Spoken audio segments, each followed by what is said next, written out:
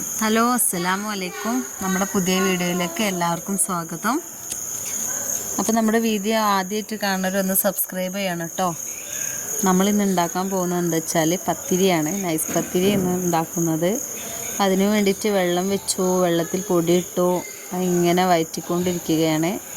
നന്നായിട്ട് വാടി വന്ന പൊടി നമ്മൾ ചൂടാറിയതിന് ശേഷം ഒരു പാത്രത്തിലേക്ക് നമ്മൾ ഒഴിച്ച് വെക്കണം. നന്നായിട്ട് ഇളക്കി ചൂടാറിയതിന് ശേഷം അങ്ങനെ ചൂടാറിയതിന് ശേഷം ഞാൻ പാത്രത്തിലേക്ക് ഒഴിച്ച് വെച്ചു.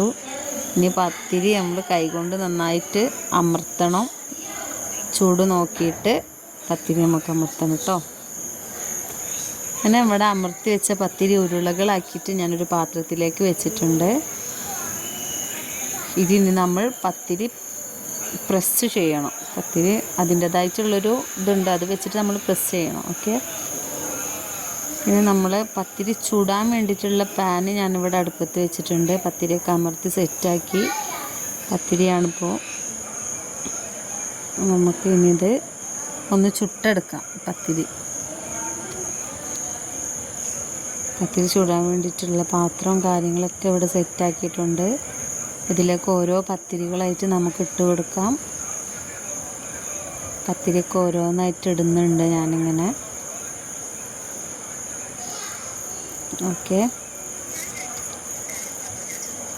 പത്തിരി ഇങ്ങനെ ഓരോന്നിടുന്നുണ്ട്. പത്തിരി ഇടുമ്പോൾ നിങ്ങൾ ശ്രദ്ധിക്കണം, നമ്മളിങ്ങനെ ഓരോന്നായിട്ട് ഇങ്ങനെ പതിയെ മറിച്ചിട്ട് കൊടുക്കുക, അടി പിടിക്കാണ്ട് ശ്രദ്ധിക്കുക. ഓരോന്നായിട്ട് ഇവിടെ ഉണ്ടാക്കി വെച്ചതൊക്കെ ഞാൻ കാണിക്കുന്നുണ്ട്. ഇതൊക്കെ ഓരോന്ന് റെഡി ആയിട്ടുണ്ട്. ഇവിടെ റെഡി ആയതൊക്കെ ഞാൻ കാണിക്കുന്നുണ്ട് കേട്ടോ.